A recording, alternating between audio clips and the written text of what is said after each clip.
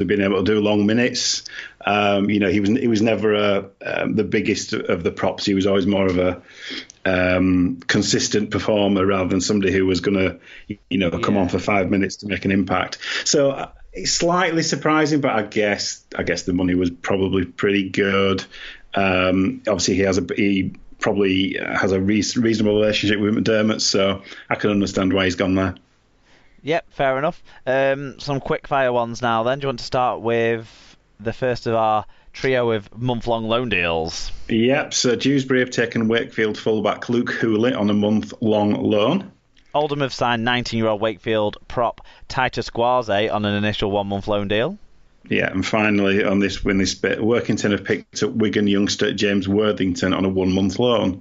I don't know anything about James Worthington. He scored 2 tries on his Wigan debut against Wakefield a few years ago. Last year, he had a spell at Toulouse where he didn't really set things alight. But down in League One, we'll see how he can get on. Yep. And finally, Super League has launched a pioneering learning disability rugby league category, becoming the first professional sports brand to give its name to such a competition. Super League and the Rugby Football League have partnered with social care charity Community Integrated Care to establish the competition. They will also work together on enhancing programs for people with learning disabilities, mental health concerns, autism and dementia. People with learning disabilities have been found, on average, to die 15 to 20 years younger than the general UK population due to things like poor housing, low incomes, social isolation and bullying. So, positive move here to that community. The 12 founder teams are Super League sides Castleford, Huddersfield, Hulkingston Rovers, Leeds, Salford, St Helens, Wakefield, Warrington and Wigan, and they're joined by Championship clubs Widnes and York, and then League One outfit Newcastle makes up the 12 founder teams. Matches will be played at a series of high-profile festivals over the course of the regular Super League season. Games will be non-competitive with a focus on inclusion, participation and skills development. Liverpool's Anfield will host the first official games during May's Magic Weekend.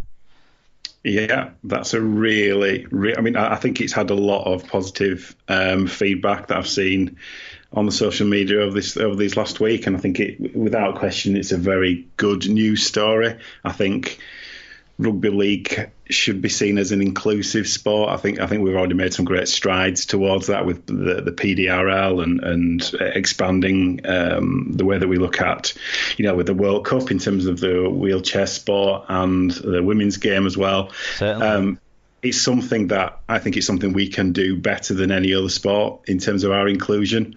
And it's something that, that this is a great example of how we can, it's Super League and the RFL working together on something, that in of itself has to be celebrated.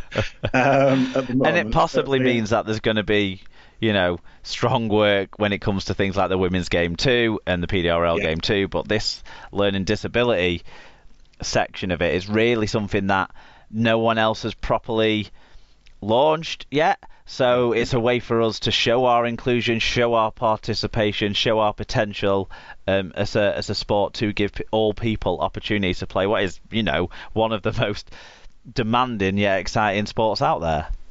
Yeah, absolutely. And I think there was a game. Did Wigan play St Helens this weekend? Did I see that? That's right. Yeah, Wigan and St Helens played in sort of a mixed LDRL and PDRL event, really. So the St Helens maybe are a little bit further forward with squads for these competitions because they were able to field different sides for the LDRL and the PDRL matches. Both of them were sort of 15 minutes, half an hour a game type games.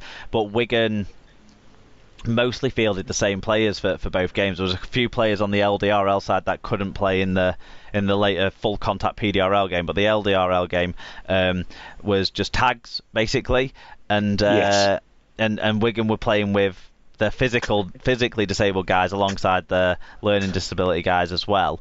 And then the full contact physical disability game kicked off after that, and boy, when I say full contact, those guys were hitting hard. Very, very hard. There was one of the Wigan players who got absolutely lamped twice by one of the big... a Saints player who seemed to make every tackle on the pitch. He was that massive. He seemed to be everywhere. And he crushed one of the Wigan runners twice. And he got up both times without even thinking about it. It was unbelievable to see. One of the Wigan players who played in both the games was an outside back, effectively. Although they play reduced side numbers in these competitions. But and throughout the whole first game, I didn't have a clue what his disability was at all. And it was about halfway through the second game, just before he went off injured actually with an ankle injury, that he took a crash ball, went over and scored a try. And then I turned around to Cass, who I was at the game with, and was like, what's his disability? And halfway through saying what's his disability, I noticed that he only had one of his arms was amputated just below the elbow. Right. And this guy had just taken a crash ball pass and charged over the line. He'd scored about 4 or 5 tries in the LDRL, the tag game, because he was quite elusive and fast. And then never at one point in any of that, he was making tackles all over the field. I had no idea he was playing with 1.5 arms rather than 2 arms for most of the time that I was watching him play. That just shows what these guys do out there. It's about their ability, not their disability, I suppose. Yeah. And it was great for everyone involved, I think, really. I think if we were keeping scores, which I'm not sure we were, Wigan won the LDRL game, but St Helens won the PDRL game. Right, okay. Yeah. Very good. But great stuff, and great launch from Super League and the RFL this week, along with Community Integrated Care. Fantastic. Good stuff. Let's move on then to the match reviews. Oh, actually, first thing to mention before we do that, obviously we had a few views in, mostly from Tom this week. Great work from Tom. He's fighting hard to be the contributor of the year. But the Google form, that keeps getting recycled through the week. Look out for the links, but save the link, and then you can come back and comment on any big news story as it breaks throughout the week, so we get to hear your views as well as just ours. So yeah, that's just to mention that, and now we'll move on to the match reviews.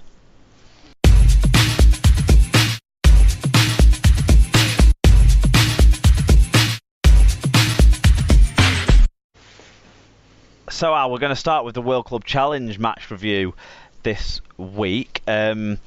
Wigan 8, Sydney Roosters 20 was the final score. It was 14-4 to the Roosters at half time in front of 21,331. Robert Hicks was the referee. I'm not sure if the fan reviews we got in are going to reflect lots of the stuff I've seen from Wigan fans since the game, slating Mr. Hicks, but we'll probably come over to that later on in the game, later on when we're talking through things. But there's no stats on this one, so we'll roll through the fan reviews. Do you want to take the first one, Al? Yeah, I will do. So I think Fat Boy had this written and paused, ready to send as even before the game had finished. So Fat Boy Rob says, "Cox beat cheats." There you go. Sorry, I'm just having a bit of a coughing fit. Mark's just been overcome by Rob's cheekiness there. I'll run through the next couple. So Paul O'Brien. Are you all right? You're all right. Yeah. Go on. You'll be covered. We'll see. I'm going to try and power through it. Inspired by the players out on the field who power through stuff. I'm going to try my hardest. Paul O'Brien, 1976, said, "Poor start from Wigan with the Roosters racing to a 10-point lead. After the late tackle on Powell, Wigan got back into the game with a try. Wigan started the better in the second half, and Marshall scored a great try in the corner with 15 minutes to go. That gave Wigan hope. Unfortunately, Wigan couldn't get over the line again, and the Roosters finished the game with a good try in the corner." Yeah, so Carsten third. This is a poor show, Carsten. Carsten says, Wigan's defence in the first half was non-existent. Bemoans looked like a teenager in scoring his 3 tries. Jaria Hargreaves proved to be a dickhead, and Zach has to work on his goal kicking. For the rest, result as expected. Yeah, they were tough kicks for Zach Hardacre in this game, but I think it got close-ish. But what he should have done is taken 7 hours in total to kick his kicks, and then he might spend nearly as much time on them as Brad Takarangi spends. Not Brad Takarangi. What's his name? Seiyu Takiaho. God, where am I coming up with that? That's a don't know where Brad Takarangi came from. Seiyu Takiaho. Anyway, takes forever to take his kicks. St David said, "Perfect. Wigan do Super League proud but lose." Lockers, Sargent said Greenwood were good, and Wigan. Nearly. Nearly had it as the Roosters tired. Oh well, put the stars back in the box. Well, we've still got 4, mate. We can still wear them proudly and that. It just means they don't have to rearrange the badge. Exactly, and I don't have to buy any new merchandise to update things. Helps my back. Yeah, well, that's one way to look at it. That's a glass half full way. Tim G says, anyone else just want to punch Jake Friend in the face every time they see the little sausage? Who is this Morris fella? Does he have a brother? Maybe. Feared a cricket score early on, but credit to Wigan for defending, although sadly too late. Yeah, Jake Friend is a niggly little shit, isn't he? Basically, it felt like every time Wigan every were going team needs one. Well, it felt like every time Wigan were going to get a quick play of the ball, Jake Friend stopped it, and sometimes was penalised, not always, but sometimes was penalised, and job done then, wasn't it? Really? Yeah, definitely. He played the spoiler whenever Wigan were in a chance to make a quick play happen. So so that's why most of the Wigan fans. I mean, Cass was fuming with him throughout. Frogmore says, Wigan started slow, Chuckies by 2 scores. Swear I've heard that somewhere before. P.S. Bemoans loves scoring at the DW in these games, doesn't he? Yeah, I think that's 5 from 2 World Club Challenge games at the DW Stadium. I'm going to say in a 5 metres squared area, yeah. Pretty much. Mike Dodd says, glad to see Wigan giving it a good go on behalf of Super League, but more glad that they lost. And Liam Marshall likes the whinge, doesn't he, apparently? Can you give context on that? Because I was at the game and did see a couple of times where he sort of got up baffled as to why he didn't get penalties when he was getting let on and stuff. But was he that's the only thing I can about think it? Of. I think, as you said, in terms of them trying to play the spoiler, in terms of slowing the play of the ball down. Obviously, on more than one occasion, he'd made a kind of a half a break and was looking for a quick play of the ball to kind of gain the momentum, and they were very good at their spoiling tactics in terms of slowing the play of the ball down. And to be honest, I think his frustration was with that rather than him being particularly whingy, I would say. It's one to keep an eye on anyway. Yeah. Paul Chamberlain, that's your turn, isn't it? No, but I can do it. Oh, is it not? No. Did I not just read the last one out?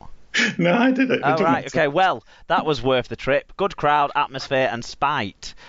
Wigan competitive, but the English disease of inexplicable game-defining mistakes strikes again. Gildop's England hopes should be put back a few years, whilst the oft-maligned Sargentson was excellent. O'Loughlin was immense. And a huge hit on Uber Grub Wanker Hargreaves, a personal highlight. I actually think it was Joe Greenwood who put that hit in, but yeah, good to see Leon Price get a game on the wing for Sydney. Mark Butler says, I can't be the only person who anticipated headlines saying Super League in crisis after 10 minutes. The nature of 3 of the tries may leave Wigan with some regret, but I mainly feel they did well to stay in this game. They gave us a vision of a Wigan team that might actually thrill us sometimes. About time too. And well done if you put a bet on Adrian Lamb appear on the screen saying, ooh, fuck, 16 to 20 times. They do love a shot of the coach in the crowd. Yeah, I'm a bit sick of them doing that across all teams, really. But there you go. But to be fair, I bet Shearings are delighted about it because they. Well, Wigan were the first of the Super League sides to really capitalise that. In the NRL, they've done it quite well for years, putting the sponsors stuff around the booth where the coaches tend to sit. But in the Super League, Wigan were the first ones to do it. I think most of the clubs now put some sort of back-in board behind where the coaches sit because they get that many camera shots of them. Yeah. Lee Whitnell says, a gutsy performance from Wigan, but the class of Sydney shone through. A 12-point winning margin was a fair reflection of the game, I thought. I've never sat with Wigan fans before. Fuck me, I thought Wire fans could moan. But apparently, George Williams is shit, Gildart is a liability, and Joe Greenwood hasn't got a clue. I thought they all did okay, especially in the second half, just lacking a bit of composure. Yeah, there's nothing as blind as a committed fan. Look, but yeah, the Wigan fans George Williams shit trope is one of the most ridiculous things that flies around all the time. It often sits around he don't care anymore now he's been paid and that sort of line when it it blows my mind that Wigan fans think that. I don't think they understand how lucky we are to have him in our team, and we'll miss him, if and when he goes to the NRL. Of course. And finally on this one, Wakey White says, enjoyable game to watch and both sides can go home happy with their performances.